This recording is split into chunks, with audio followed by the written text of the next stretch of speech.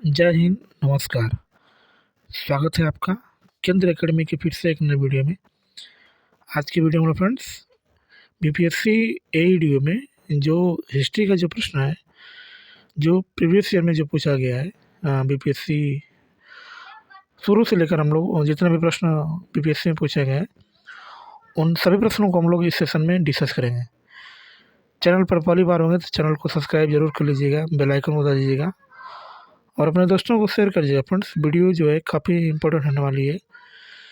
जितने भी लोग एग्ज़ाम देने जा रहे हैं, चाहे यूपीपीएससी हो, चाहे बीपीएससी या बीपीएससी एईडीओ, चाहे स्टेट का कोई भी एग्ज़ाम हो, उसमें से हिस्ट्री का इम्पोर्टेंट प्रश्न हम लोग देखेंगे। ठीक है, तो चलिए शुरुआत करते हैं। एक बार सेशन को लाइक ज़रूर कर दीजिएगा और जब पूरा सेशन देख लीजिएगा तो कम से कम इसे ग्रुप में ज़रूर शेयर करिए। ठीक है, आज हमारी ये चौथी क्लास है जिसमें आपका स्वागत है।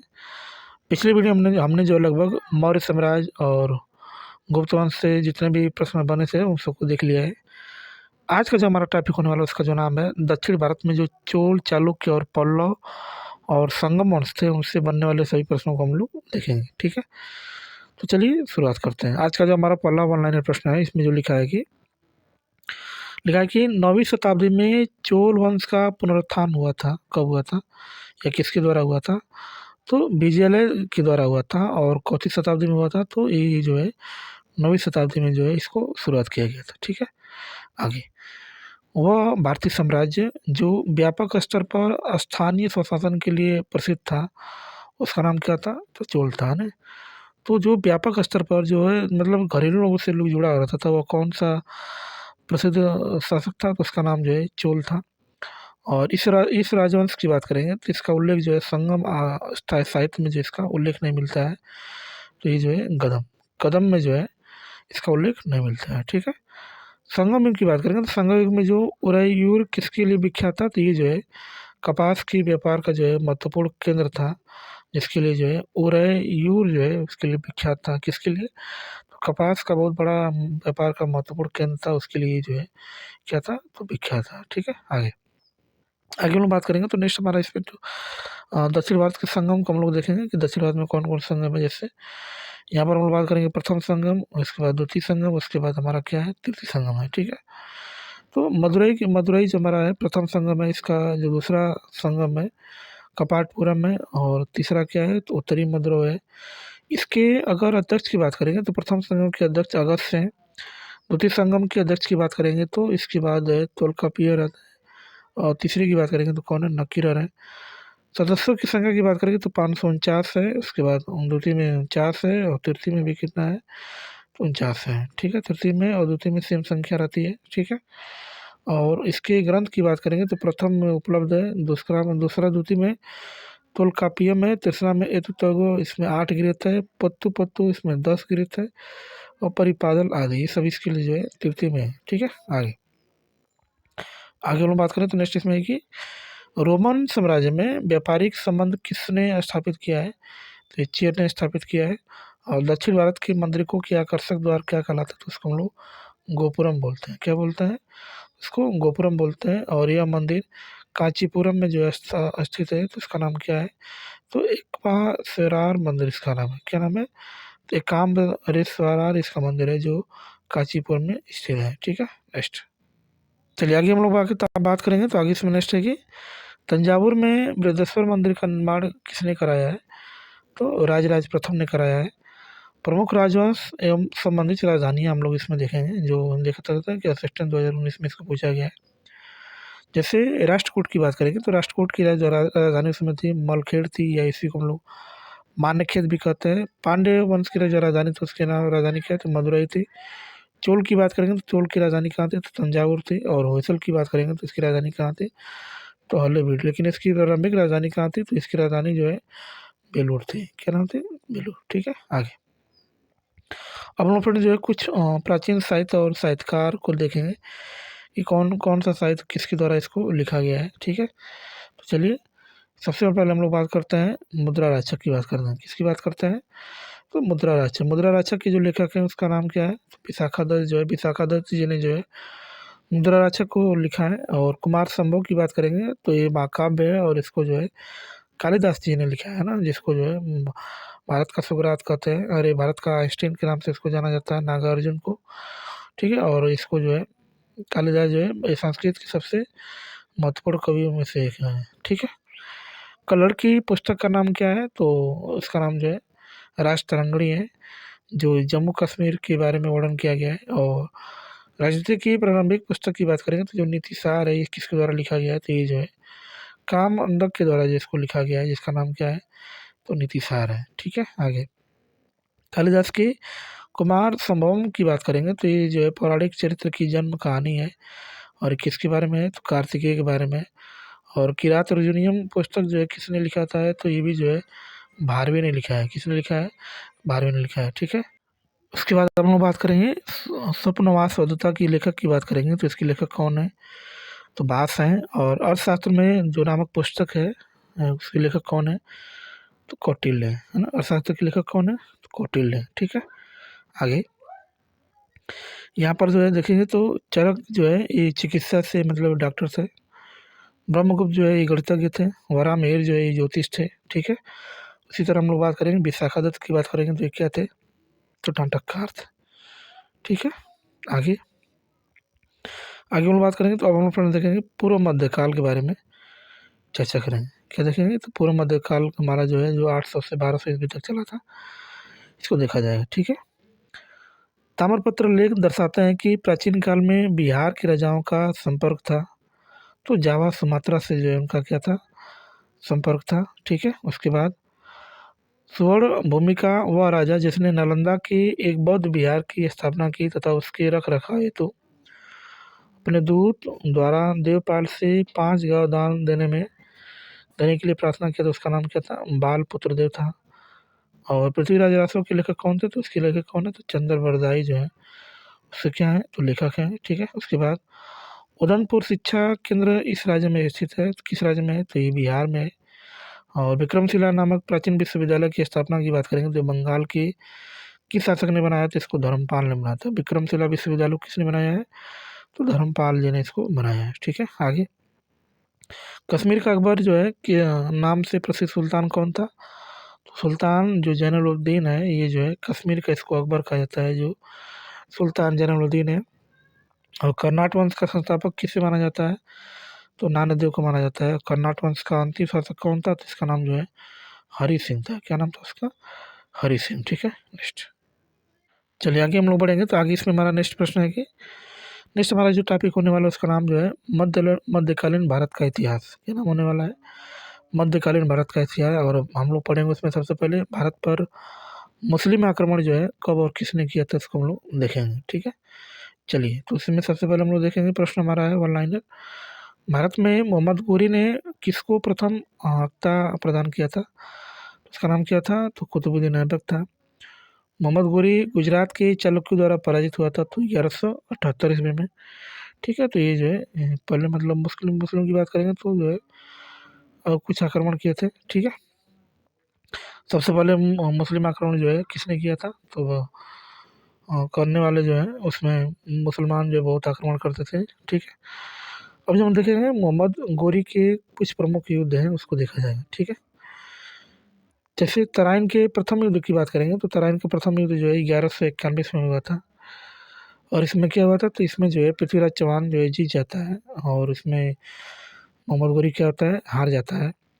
लेकिन जैसे ही तराइन का द्वितीय युद्ध होता है उसके एक साल बाद यानी 1191 ईस्वी में, तो इसमें क्या होता है, तो मोहम्मद गोरी जीत जाता है और पृथ्वीराज चौहान की क्या होती है, तो हार हो जाती है। उसके बाद चंदावर के युद्ध की बात करेंगे तो चंदावर के युद्ध में जो है कि 2 साल बाद यानी 1194 ईस्वी में होता है। और इसमें जो है जयचंद की क्या होती है, हार होती है। और इसमें गोरी क्या होता है, तो जीत जाता है। क्या होता है, गोरी जीत जाता है। ठीक है, आगे बिहार का प्रथम मुस्लिम जो है विजेता था, तो उसका नाम क्या था, बख्तियार खिलजी था। और भारत पर पहली बार मुस्लिम आक्रमण जो है मोहम्मद बिन कासिम ने किया था, सबसे पहले 712 ईस्वी में। ठीक है, और बिहार का प्रथम मुस्लिम विजेता था, उसका नाम क्या था, बख्तियार खिलजी। नालंदा बिहार के विध्वंस जो इसे नहीं किया था, जिसका नाम क्या था, तो बख्तियार खिलजी ने जो इसको जो है पूरी तरीके से नष्ट कर दिया था। ठीक है, नालंदा विश्वविद्यालय को भी। ठीक है, अब हम लोग पढ़ेंगे गुलाम वंश के बारे में जानेंगे, यानी दिल्ली सल्तनत में जो सबसे पहला वंश हमारा है गुलाम वंश है, उसमें हम लोग देखेंगे। ठीक है, चलिए सबसे पहले हम लोग जो है इसमें देखेंगे कौन कौन से गुलाम वंश में कौन कौन शासक थे। जैसे पहले गुलाम वंश की बात करेंगे तो उसका शासक कुतुबुद्दीन ऐबक था, जो 1206 से 1210 ईस्वी तक जो उसने क्या किया था, शासन किया था। उसके बाद आता है आरम शाह। आरम शाह मात्र 6 महीने तक शासन करता है, 1210 से 1211 ईस्वी तक। उसके बाद जो है गुलाम वंश का वास्तविक संस्थापक की बात करेंगे तो उसका वास्तविक संस्थापक इल्तुतमिश था, जो 1211 से 1236 ईस्वी तक इन्होंने क्या किया था, शासन किया था। फिर उसके बाद इसकी मृत्यु हो जाती है।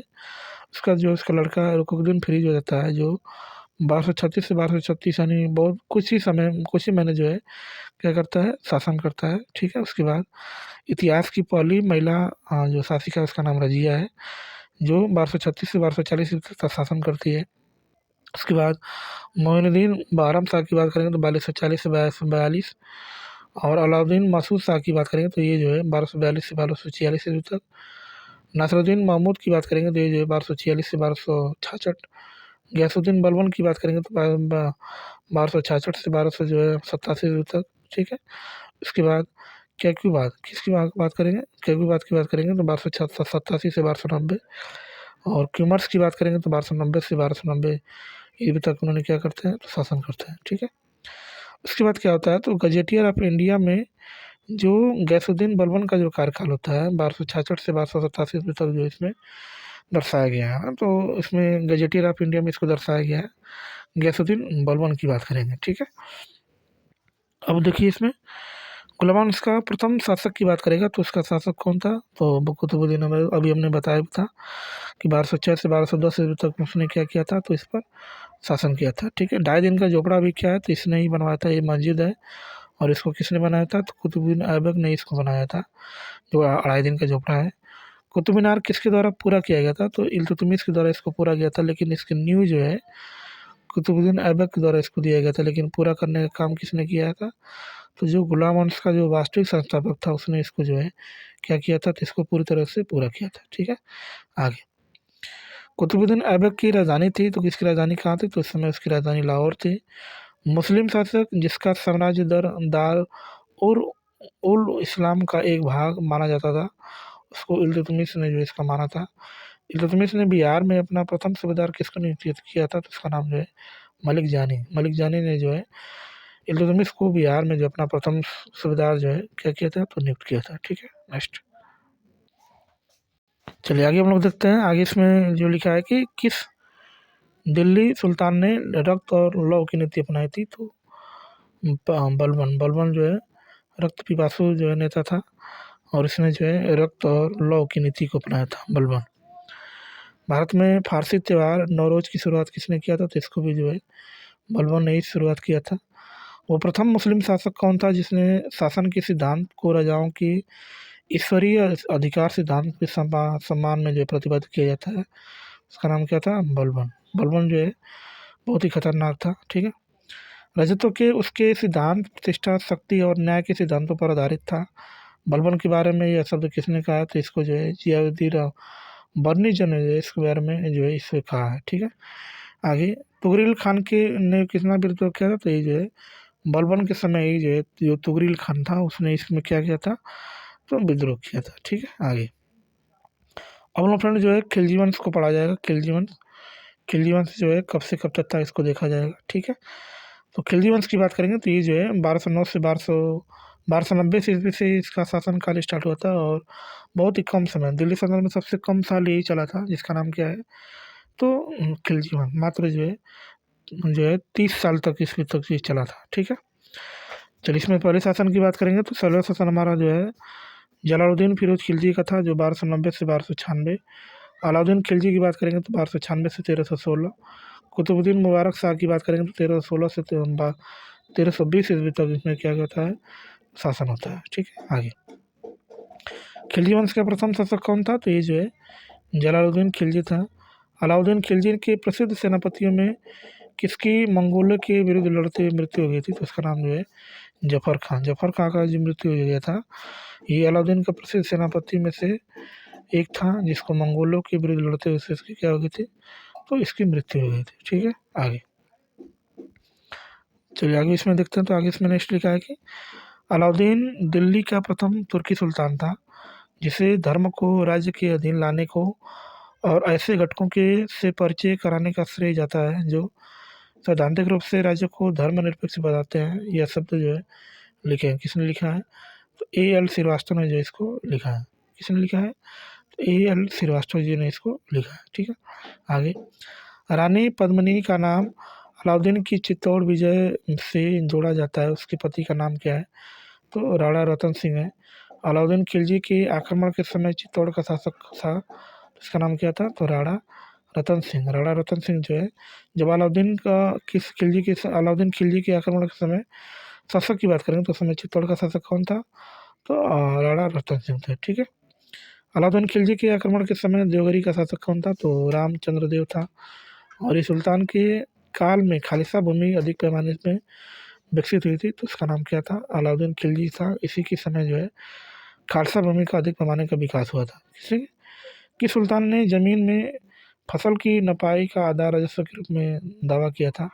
उसका नाम भी क्या था? तो अलाउद्दीन खिलजी। अलाउद्दीन खिलजी ने जो है ये सब किया था। ठीक है, सल्तनत काल में सार्वजनिक वितरण प्रणाली प्रारंभ किसने किया था? तो अलाउद्दीन खिलजी ने। और इल्तुतमिश, अलाउद्दीन खिलजी, मोहम्मद बिन तुगलक और बलबन ने किसने खलीफा की शक्ति का विरोध किया है? तो उसका नाम क्या है? तो अलाउद्दीन खिलजी। अलाउद्दीन खिलजी ने ही जो है बलबन से खलीफा का क्या किया था? विरोध किया था। ठीक है, आगे चलिए आगे हम लोग देखते हैं। तो आगे इसमें नेक्स्ट हमारा प्रश्न है कि जब उसने रजत प्राप्त किया तो वह शरीयत के नियमों और आदेशों से पूर्णतः स्वतंत्र था। बर्नी ने यह कथन किस सुल्तान के लिए कहा है? ये सब किसके लिए कहा है? तो अलाउद्दीन के लिए कहा है। ठीक है फ्रेंड्स, चलिए आगे।